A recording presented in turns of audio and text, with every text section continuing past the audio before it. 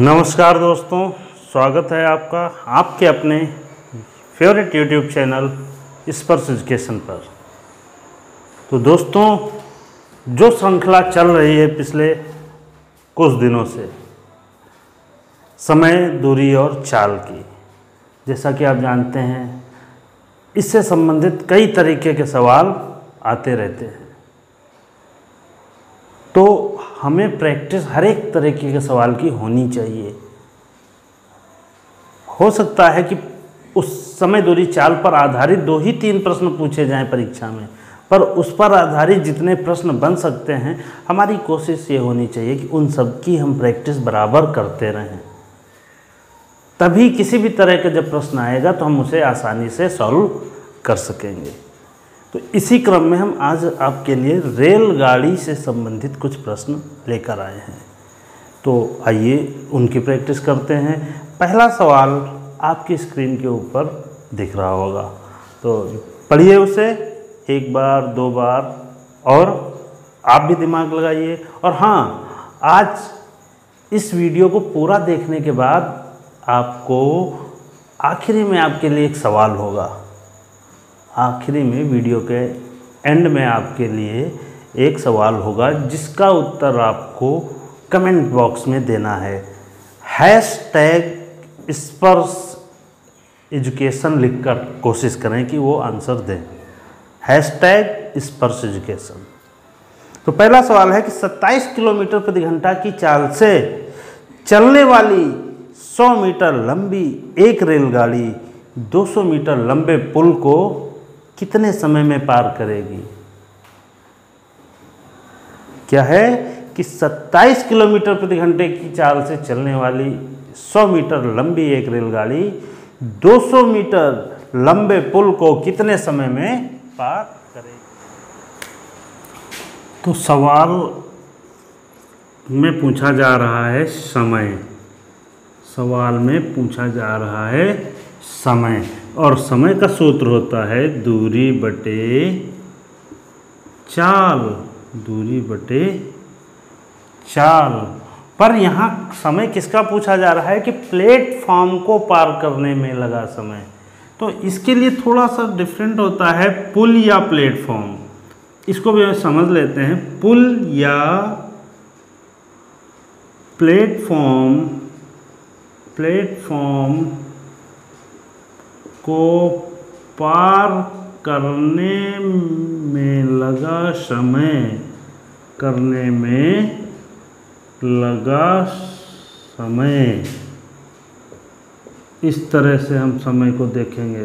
बराबर इसका सूत्र क्या हो सकता है कि यहाँ पर ये जो दूरी है, दूरी हम कौन सी लेते हैं? पुल या प्लेटफॉर्म की लंबाई। तो हम लिखेंगे पुल या प्लेटफॉर्म की लंबाई। पुल या प्लेटफॉर्म की लंबाई प्लस, अभी आधी दूरी है ये, अभी आधी मतलब एक पार्ट है उस दूरी का। अभी गाड़ी की दूरी, गाड़ी की जो लंबाई है, गाड़ी की जो लंबाई है वो भी लेनी होगी। गाड़ी की लंबाई, सवाल में ये दिया हुआ है ना, पुल या प्लेटफॉर्म की लंबाई। प्लेटफॉर्म और गाड़ी की लंबाई दी हुई है बटे गाड़ी की चाल। गाड़ी, रेलगाड़ी या जिसकी भी बात की जा रही है, प्लेटफॉर्म से तो वही पार होगी। गाड़ी की चाल, ठीक है। थोड़ा सा इस सूत्र को कंठस्थ कर लीजिए, याद कर लीजिए। बार बार पढ़ेंगे तो याद भी हो जाएगा, और इस सवाल को देखते हुए इसको समझ भी लीजिए कि इसका यूज़ कहाँ, कैसे और कब होता है। तो सवाल में क्या कहा गया है, दूरी कौन सी बताई गई है, इधर ही कर लेते हैं। प्लेटफॉर्म को पार करने में लगा समय बराबर पुल या प्लेटफॉर्म की लंबाई। तो यहाँ पर पुल नहीं, प्लेटफॉर्म दिया हुआ है। प्लेटफॉर्म की लंबाई कितनी दी हुई है सवाल में कि 200 मीटर लंबे पुल दिया हुआ है। सवाल में क्या पुल दिया हुआ है ना, तो 200 मीटर लंबे पुल को, तो ये पुल की लंबाई हो गई, प्लस गाड़ी की लंबाई, सवाल में गाड़ी की लंबाई क्या है 100 मीटर। देखो दरअसल होता क्या है, सवाल सामने हो तो सारे फिगर्स वहाँ से आप ले सकते हैं, तो सवाल पर ज़्यादा फोकस कीजिए कि वहाँ कहा क्या जा रहा है। तो 200 मीटर क्या है पुल की लंबाई है, 100 मीटर क्या है गाड़ी की लंबाई, बटे गाड़ी की चाल क्या है 27 किलोमीटर प्रति घंटा। अभी इनको जोड़ेंगे क्या आएगा 300 मीटर बटे 27 किलोमीटर प्रति घंटा है ये। अभी दूरी हमारी मीटर में है और चाल किलोमीटर में है, तो चाल को हम मीटर प्रति सेकंड में बदलने के लिए क्या करेंगे 5/18 से गुणा, तो 27 गुणित 5/18, बटे के नीचे बटा आएगा नहीं तो ये 18 ऊपर चला जाएगा। तो क्या करेंगे अभी हम इनको काट लेंगे, 9 से ये कटेगा, 9 दूनी 18, 9 त्रिक 27, कटने के नियम आने चाहिए।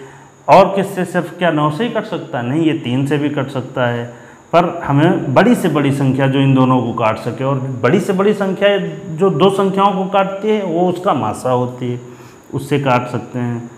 ठीक है, अभी 3 एकम 3, 300 को काटा तो आया 100, फिर 5 से 100 को काटेंगे तो आएगा 20। इस तरह से हमने इसको सॉल्व किया तो क्या आया 40। क्या आया, हम क्या निकाल रहे थे, समय निकाल रहे थे 40 सेकेंड। अभी 40 सेकेंड 40 घंटे क्यों नहीं है, 40 घंटे क्यों नहीं आएगा, 40 मिनट क्यों नहीं आएगा। हमारी ये क्या दूरी क्या थी 300 मीटर, चाल थी 27 किलोमीटर प्रति घंटा, इसको हमने मीटर प्रति सेकंड में कर लिया। अभी हम मीटर की दूरी को मीटर प्रति सेकंड से काट रहे हैं, तो मीटर मीटर कट के एक तरह से सेकंड बचेगा, तो हमारा उत्तर क्या आएगा 40 सेकंड। ऑप्शन देख लेंगे, वहाँ 40 सेकंड को क्या कहीं मिनट में तो नहीं, यदि सेकंड के मिनट बनाने हो तो क्या करेंगे 60 से भाग कर देंगे, पर ऑप्शन में ऐसे सवालों में ऑप्शन में यही होगा, ये क्योंकि 60 से कम सेकंड है इसलिए संभावना यही है कि 40 सेकंड ऑप्शन में दिया होगा। तो कहने का मतलब ये है कि इस सवाल को कैसे समझेंगे, क्या सोचकर हल करेंगे, इस पर फोकस करना है। एक बार दो बार इस तरह से जब सुनेंगे तो समझ में आ जाएगा। तो इससे क्या होगा, इस पर आधारित सवाल भी समझने में आसानी होगी, प्लस इनकी प्रैक्टिस भी कर लो। ज़्यादा से ज़्यादा सवाल गाइडों में ढूंढ के उन्हें हल करो, क्योंकि एक सवाल समझकर नहीं याद किया, क्योंकि ये याद करने वाली चीज़ नहीं है कि इस सवाल का हल आपने सीख लिया बस हो गया, ऐसा नहीं। इसके जैसे सैकड़ों सवाल जब आप लगाओगे तो क्या होगा कि इस सवाल को देखते ही इसके उत्तर तक बिना किसी पेन या कॉपी की हेल्प से आप पहुंच सकते हो, क्योंकि जब आप ऐसी प्रैक्टिस करोगे तो वहां तक जरूर पहुंचोगे। तो अगला सवाल देखिए कि 110 मीटर लंबी एक रेलगाड़ी, 110 मीटर लंबी एक रेलगाड़ी, 110 मीटर लंबी एक रेलगाड़ी 36 किलोमीटर प्रति घंटा की चाल से चलते हुए, 36 किलोमीटर प्रति घंटा की चाल से चलते हुए 180 मीटर लंबे प्लेटफॉर्म को पार करती है। 180 मीटर लंबे प्लेटफॉर्म को पार करती है कौन, 110 मीटर लंबी एक रेलगाड़ी। रेलगाड़ी की लंबाई क्या है 110 मीटर। रेलगाड़ी की चाल क्या कही गई है 36 किलोमीटर प्रति घंटा, 36 किलोमीटर प्रति घंटा। और उसे पार किसे करना है, उसे पार करना है 180 मीटर लंबे पुल को। किसे, 180 मीटर लंबे पुल को। ठीक, तो ये क्या हो गई पुल की लंबाई, ये क्या हो गई गाड़ी की लंबाई, और ये क्या हो गई चाल। अभी जैसा कि आपने पिछले सवाल में देखा है किस तरह से ये बताया गया है कि जहां पुल या प्लेटफॉर्म को पार करने में लगा हुआ समय पूछा जाए वहां क्या सूत्र लगाएंगे,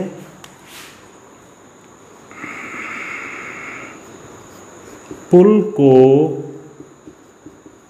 पार करने में लगा समय बराबर, इस तरह से लिख के और आपको इसका सूत्र लगाना है कि पुल की लंबाई प्लस गाड़ी की लंबाई। पुल की लंबाई कितनी है 180, गाड़ी की लंबाई कितनी है 110 प्लस बटे गाड़ी की चाल 36 किलोमीटर प्रति घंटा। अब हम इन्हें तो ऐड कर लेंगे, कितने मीटर आएगा 290 मीटर बटे 36 किलोमीटर प्रति घंटा। ऐसे सवालों में इस चीज़ का विशेष ध्यान दीजिए कि चाल हमारी मीटर प्रति सेकंड में है या किलोमीटर प्रति घंटा में। यदि हम दूरी, सवाल में यदि दूरी मीटर में है तो चाल भी मीटर प्रति सेकंड में होनी चाहिए। सवाल में नहीं है तो हम उसको बदल सकते हैं। कैसे बदल, जैसे 36 किलोमीटर प्रति घंटा है, इसको कैसे बदलना है 5/18 से गुणा करके। 18 ऊपर क्यों आएगा, क्योंकि नीचे नहीं जा सकता इसलिए। अब इसको डिवाइड करेंगे, 18 से 36 को डिवाइड किया 2 बार गया, 5 से इसको डिवाइड करेंगे तो 5 5 जा 25 और 5 8 जा, इस तरह से। और 2 से इसको डिवाइड करेंगे तो आ जाएगा 29, तो क्या आया 29 सेकेंड। इस तरह सेकेंड क्यों आया, फिर वही बात कि दूरी मीटर में थी, चाल किलोमीटर प्रति घंटा में थी, हमने उसको मीटर प्रति सेकंड में बदल लिया। तो हम क्या कह सकते हैं कि 110 मीटर लंबी एक रेलगाड़ी 36 किलोमीटर प्रति घंटा की चाल से 180 मीटर लंबे पुल को कितने सेकंड में पार कर सकती है 29 सेकंड में पार करती है। 29 सेकंड, 29 सेकंड तक कैसे, ये इसका आंसर हुआ। और इस तक कैसे पहुंचा जाए उसका तरीका ये है कि हमें एक तो यहाँ समय पूछा जा रहा है, पर क्या कैसा समय है, पुल को पार करने में लगा समय। तो ऐसे जब पुल या प्लेटफॉर्म या किसी खड़े व्यक्ति को, तो इनके लिए सूत्र थोड़ा सा बदल जाते हैं। यहाँ पर दूरी, यदि पुल और प्लेटफॉर्म है प्लस गाड़ी है तो इनको जोड़ देते हैं, पुल की लंबाई और गाड़ी की लंबाई को जोड़कर हम दूरी मानते हैं। और यदि कोई खड़ा हुआ व्यक्ति है या खंभा है या वृक्ष है, उसको पार करने में वहाँ पर हमारी दूरी क्या होती है, वहाँ पर हमारी दूरी कही जाए तो सिर्फ उस गाड़ी की जो लंबाई होगी उतनी ही दूरी होगी।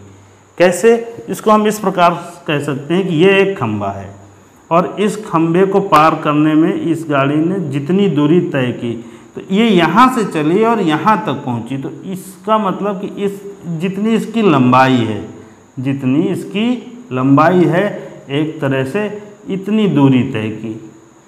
तो दूरी क्या लेंगे, जो गाड़ी की लंबाई होगी। और जहाँ प्लेटफॉर्म है, ये प्लेटफॉर्म है, यहाँ से यहाँ तक प्लेटफॉर्म था, यहाँ से यहाँ तक प्लेटफॉर्म था। अभी ट्रेन यहाँ से चली, यहाँ पहुँची, अब इसको पार कब किया, अब किया। तो इसका मतलब यहाँ से स्टार्ट किया था चलना और यहाँ तक चलकर आई, तो कुल दूरी तो ये हो गई ना पुल या प्लेटफॉर्म के संबंध में। इस तरह से इसको समझने की कोशिश कीजिए। और अगला सवाल आप पढ़िए।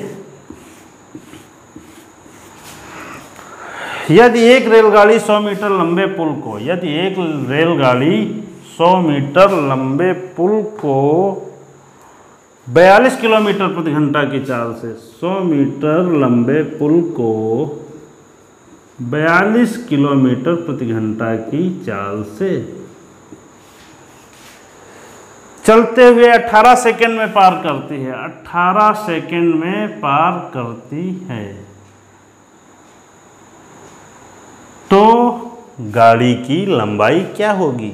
यहाँ पर प्रश्न क्या हो सकता है, यही हो सकता है, क्योंकि पुल की लंबाई दी, गाड़ी की चाल दी और 18 सेकंड।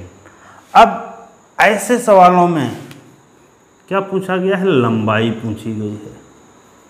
गाड़ी की लंबाई पूछी गई है, गाड़ी की लंबाई।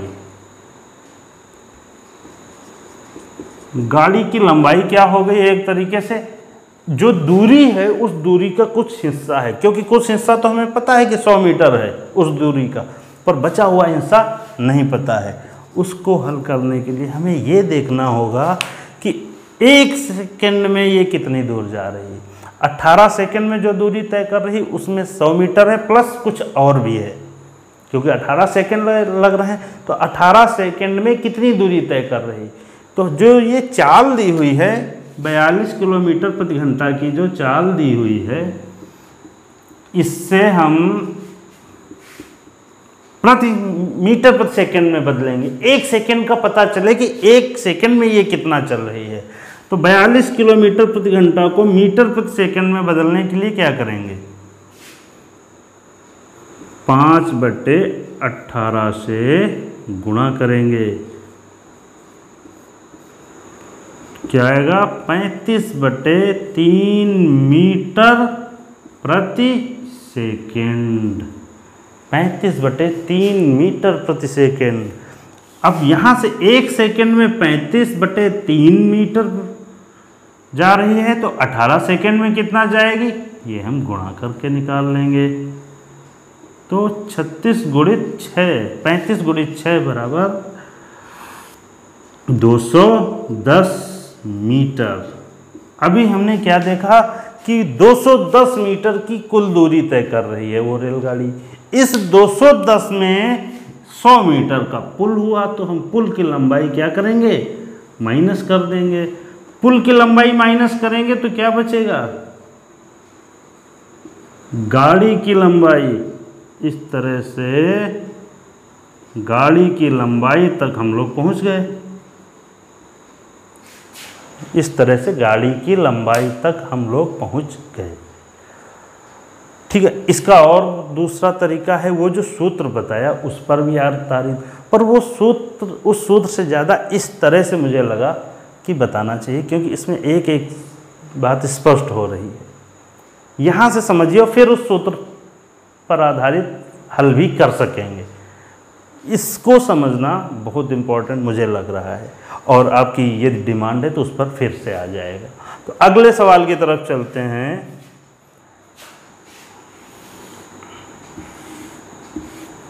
अगले सवाल की तरफ चलते हैं। अगला सवाल कहता है कि 42 किलोमीटर प्रति घंटा की चाल से चलने वाली 42 किलोमीटर प्रति घंटा की चाल से चलने वाली 120 मीटर लंबी एक रेलगाड़ी, 42 किलोमीटर प्रति घंटा की चाल से चलने वाली 120 मीटर लंबी रेलगाड़ी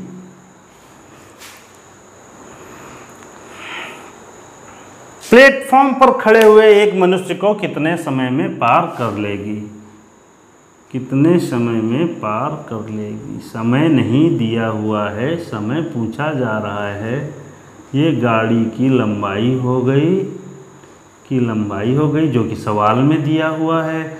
ये गाड़ी की चाल हो गई, ये सवाल में दिया हुआ है, और समय पूछा जा रहा है। तो ऐसे प्रश्नों को हल करने के लिए फिर से वही एक तरीका कि पुल या प्लेटफॉर्म को पार करने में लगा समय। पर यहाँ पर क्या पुल या प्लेटफॉर्म को पार करने की बात हो रही है? सवाल में प्लेटफॉर्म तो है, पर प्लेटफॉर्म को पार करने की बात नहीं हो रही। यहाँ पर मनुष्य को, और मनुष्य एक तरह से कह लो स्थिर वस्तु के रूप में है।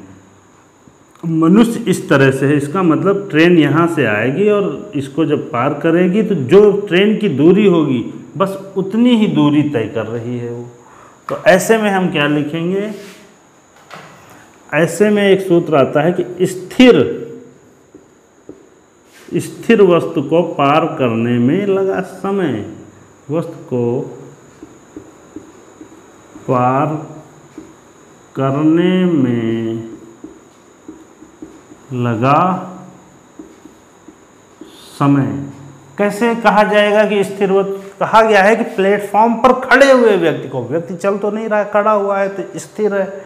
स्थिर वस्तु को, जैसे एक पेड़ होता है, एक खंभा होता है, पोल होता है, इस तरह से ये सब स्थिर हुए, और स्थिर वस्तु को पार करने में लगा समय। ऐसे में सिर्फ हम गाड़ी की लंबाई लेते हैं, गाड़ी की लंबाई बटे गाड़ी की चाल बटे गाड़ी की चाल। जब आप हल करें तो ये सब लिखते जरूर हैं। इससे क्या होता है कि मान लो सपोज मुझे ये नहीं भी याद है, तो मैं इसको देख कर लिख सकता हूँ, पर जब ये लिखने की आदत डालूंगा ना तो बार बार लिखने से क्या होगा कि इस तरह के सूत्र याद हो जाएंगे। तो गाड़ी की लंबाई क्या दी हुई है 120 मीटर, बटे गाड़ी की चाल क्या है 42 किलोमीटर। अभी दूरी मीटर में है, चाल किलोमीटर में है, तो क्या करना है किलोमीटर प्रति घंटा की चाल को मीटर प्रति सेकंड में बदलना होगा। कैसे 5/18 से गुणा करके। अभी इनको काटेंगे, 6 से दोनों कट रहे हैं, 6×18 6 × 42 और 5 से इससे डिवाइड करेंगे, कितना आएगा 5×2 = 10। इस तरह 24 और 3 का गुणा करके बटे 7, 24 × 3 होता है 72/7, 72/7। और 72/7 को हम क्या लिख सकते हैं,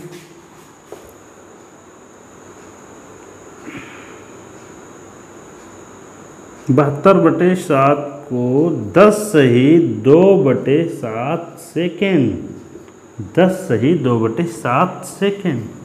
इस तरह से फिर सेकेंड में क्यों उत्तर आएगा, क्योंकि दूरी मीटर में है और चाल किलोमीटर में है। इसको हमने मीटर प्रति सेकंड में बदला था, तो मीटर मीटर कट गए, सेकंड बचा, तो हमारा उत्तर किसमें सेकंड में आएगा। तो हुए ना ये सब अलग अलग तरीके के सवाल, कुछ नया कुछ अलग जानने को मिल रहा है। जिसकी प्रैक्टिस नहीं हुई होगी उसके लिए नए होंगे, और उसको और ज़्यादा से ज़्यादा सवाल ऐसे ढूंढकर आपके पास जो भी उपलब्ध गाइड्स हैं उनसे आप हल ज़रूर करें। क्योंकि कोई भी वीडियो देखने के बाद, कोई भी नई ट्रिक या नया टॉपिक समझने के बाद उस पर आधारित सवालों की जितनी ज़्यादा प्रैक्टिस करेंगे उतना अच्छा रहेगा, क्योंकि उतनी जल्दी आप उस चीज़ को सीख सकेंगे।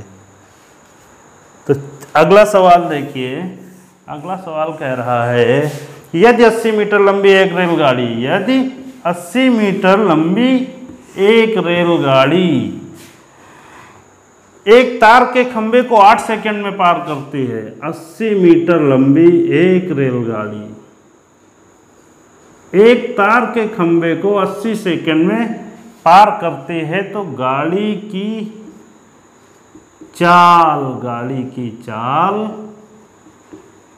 की चाल किसमें किलोमीटर प्रति घंटे में क्या होगी, गाड़ी की चाल किलोमीटर प्रति घंटे में क्या होगी। तो ऐसे सवालों में क्या करना होता है, थोड़ा सोचिए, आपके सामने कुछ नया है शायद, ठीक है। तो हाँ, 80 मीटर लंबी एक गाड़ी है, 8 सेकंड में पार कर रही, गाड़ी की चाल बतानी, वो भी किलोमीटर प्रति घंटा में बतानी है। तो पहले हम मीटर प्रति सेकंड में तो देखते हैं, 8 सेकंड का पता है, 1 सेकंड में पता चल जाए तो फिर हम उसको किलोमीटर प्रति घंटा में बदल सकेंगे। तो इसको हम ऐसे कर सकते हैं कि मीटर प्रति सेकंड चाल बराबर 80/8, 80 दूरी हुई और 8 समय हुआ, तो क्या आया 10 मीटर प्रति सेकंड। क्या पता चला, यहाँ पर हमें 10 मीटर प्रति सेकंड की चाल पता चल गई। अब इसको किलोमीटर प्रति घंटा में बदल के बता दिया जाए। यदि मीटर प्रति सेकंड में पूछा होता तो हमारा उत्तर यही होता। तो 10 मीटर प्रति सेकंड को किलोमीटर प्रति घंटा में बदलने के लिए 18/5 से गुणा करेंगे। ये प्रीवियस वीडियोस में 5/18 और 18/5 से क्यों गुणा करेंगे ये बहुत अच्छे से बताया गया है, वो ज़रूर देखें। तो 18/5 से गुणा करने पर क्या आया, 36 किलोमीटर प्रति घंटा, जैसा कि उत्तर में कहा गया था। और हाँ, कुछ और चीज़ें बताई गई हैं, उन्हें भी याद कर लेंगे। जैसे जब आप ऐसे सवाल करते हो तो आपको याद हो जाता है कि 5 मीटर प्रति सेकंड बराबर 18 किलोमीटर प्रति घंटा, 10 मीटर प्रति सेकंड बराबर 36 किलोमीटर प्रति घंटा, 15 मीटर प्रति सेकंड बराबर 57 किलोमीटर 54 किलोमीटर प्रति घंटा, और 20 मीटर प्रति सेकंड बराबर 72 किलोमीटर प्रति घंटा। इस तरह 30 मीटर प्रति सेकंड बराबर 108 किलोमीटर प्रति घंटा, 40 मीटर प्रति सेकंड बराबर 144 किलोमीटर प्रति घंटा। तो 10 मीटर प्रति सेकंड, 20 मीटर प्रति सेकंड, 25 मीटर प्रति सेकंड, ये सब माइंड में फीड हो जाते हैं और जैसे ही ज़रूरत पड़ती है वो तुरंत निकल के, जैसे कहा जाए ये आपको हल करने के लिए बताया गया, पर कराते कराते प्रैक्टिस हो गई कि 10 मीटर प्रति सेकंड किसके बराबर होता है, 36 किलोमीटर प्रति घंटा के बराबर होता है। आप भी ऐसी प्रैक्टिस कीजिए कि इस तरह से याद हो जाएं, जिससे कि आपको जब परीक्षा में जाएंगे तो आपको कम समय लगेगा। 10 मीटर प्रति सेकंड देखकर आप तुरंत 36 किलोमीटर प्रति घंटा में टिक लगाएंगे। तो ये कुछ सवाल है जो कोशिश ये थी कि कुछ डिफरेंट, कुछ अलग दिया जाए आपको। तो उम्मीद कर रहा हूँ यहाँ से आप काफ़ी कुछ नया, कुछ अच्छा सीख कर जाएंगे। और आपके लिए इसी तरह का एक सवाल मैंने कहा था कि आपको मैं दूंगा, जो इसके बाद में वीडियो के एंड में आपको करना है। तो वो सवाल आपके लिए मैं लेकर आया हूँ, इसको आप अपने स्तर से कीजिए। रेलगाड़ी, एक रेलगाड़ी 200 मीटर लंबे पुल को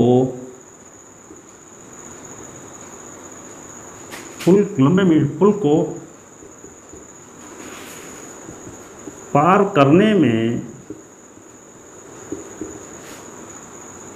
15 सेकंड का समय लेती है। एक रेलगाड़ी 200 मीटर लंबे पुल को पार करने में 15 सेकंड का समय लेती है। यदि गाड़ी की चाल 108 किलोमीटर प्रति घंटा हो तो रेलगाड़ी की लंबाई क्या होगी। तो ये रहा आपके लिए सवाल, ये आपको हल करना है और कमेंट बॉक्स में आपको उत्तर लिखना है। जो लोग